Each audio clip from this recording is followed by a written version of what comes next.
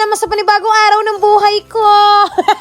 At yan nga, lunchtime, bumaba na kami ng aking asawa. Nag-aayos na kami dito ng lamesa kasi magsisimula na kaming kumain. Kung makikita nyo nga, medyo mahina pa rin ang aking asawa dahil deserve niya. Ala, hindi.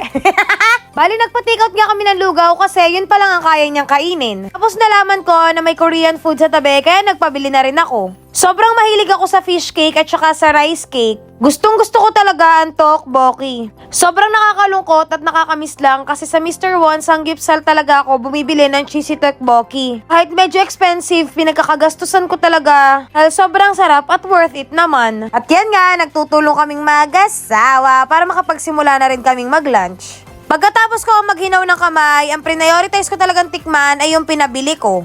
Bali, ito na nga, unang kagat, hindi ko agad nagustuhan. Tapos ang sunod ko naman na tinikman ay ang tteokbokki. Unang kagat, hindi ko pa rin nagustuhan. Talagang dyan ko na-realize kung gaano kamis ang Mr. Won's. Kaya ang kinain ko na lang ay yung ulam namin na gulay at karne.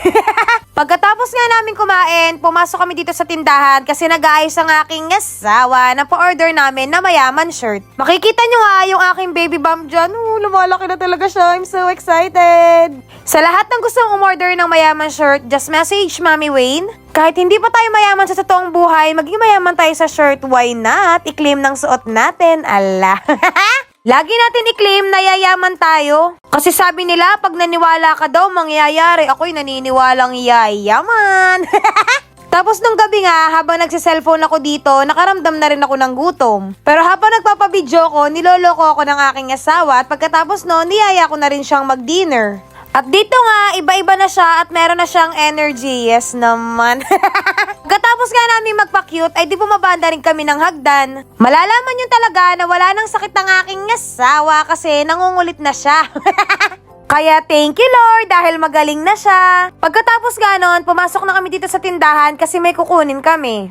Hi Mama! Buti nga dumating na yung in-order namin online na cheesy tteokbokki. Sobrang naghahangad pa rin kasi talaga ako na makatikim ng cheesy tteokbokki na magugustuhan ko talaga.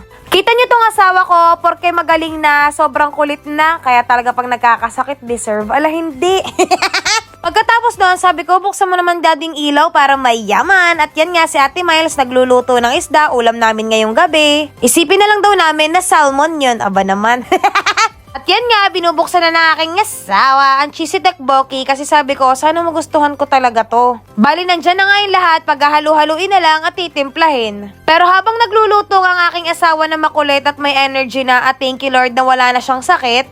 Ang haba! Habang binabasa nga niya dito yung instructions, 'di ba? Sabi ko sa inyo na ang racket ko ay sisitaw. Kung kayo nga ay nakapag-register na, seller na at ginamit niyo ang aking referral code, tuturuan ko naman kayo kung paano mag-add ng products. Bali, ang una niyo nga gawin ay i-open niyo sisitaw, click niyo yung account, click niyo yung products, tapos makikita niyo diyan yung product warehouse. Tapos i-click niyo 'yan. Pagka-click niyo 'yan, maraming lalabas diyan na categories. Pipili kayo ng gusto nyong ibenta.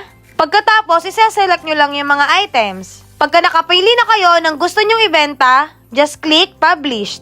Pagkatapos nun, mag-aantay na lang tayo ng orders at possible na tayo na kumita ng 3 to 7%. O, diba? Basic! Kaya kung may extra kayo, try nyo na. Maging seller na ni Sitaw at huwag kalimutan ang aking referral code. At yan nga, sisimula ng lutuin ng aking asawa, yung cheesy tteokbokki na binili ko online. Sobrang excited nga siyang kumulo, mainit na tubig na agad yung nilagay niya. Bali, ang unang ilalagay ay yung sauce. Pagkatapos nga nun ay yung rice cake na yung ilalagay dahil medyo makunat ito. Pag medyo malambot na yung rice cake, ang sunod naman na ilalagay ay yung fish cake. Very saglit nga lang pala itong papakuluan dahil mabilis itong maluto. Pagkaluto na yung dalawa, ang sunod naman yung ilalagay ay yung cheese. Nagkamali nga kami dito, sana hindi na lang namin minuyag-muyag at nilagay na lang namin. Bali, hindi na nga namin siya mapapakuluan ng matagal kasi malambot na nga yung dalawa. Mag-overcook tuloy. Kaya ang nangyari, minicrowave na lang namin hanggang sa matunaw yung cheese. At nung na-microwave na nga, lumambot naman yung cheese. Moment of truth! Di ganito yung tteokbokki na inaasahan ko kasi ang alam ko nga kulay orange siya.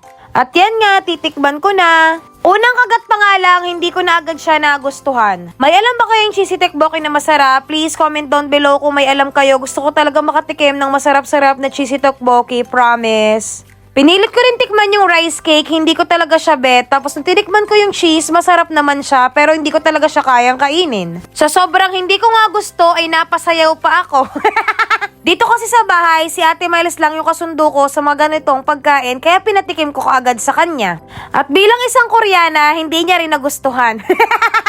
Kaya nagpahain na lang ako kay Ate Miles kasi yung isda na lang ang magiging dinner ko. Bali, nagpakuha na nga rin ako ng ice at saka Yakult kasi parang nagustuhan ko ding uminom ng malamig ngayon. Bali, ang naging dinner ko nga ay gulay at saka isda kasi nga hindi ko nagustuhan yung tteokbokki. At pagkatapos gano'n, nagsimula na rin ako mag-dinner, still hoping na makatikim talaga ako ng cheesy tteokbokki na magugustuhan ko talaga yung lasa. Pero mas okay din naman, mas healthy yung dinner ko. Bali, ang ginawa ko nga, pinauwi ko na lang kay Ate Miles yung cheesy tteokbokki dahil yung anak niya ay kumakain din ng mga ganito. Sabi ko, Ate Miles, ikaw ang nagwagi tonight. O siya, hanggang dito na lang. Thank you Lord sa araw na ito. Bukas po ulit ha.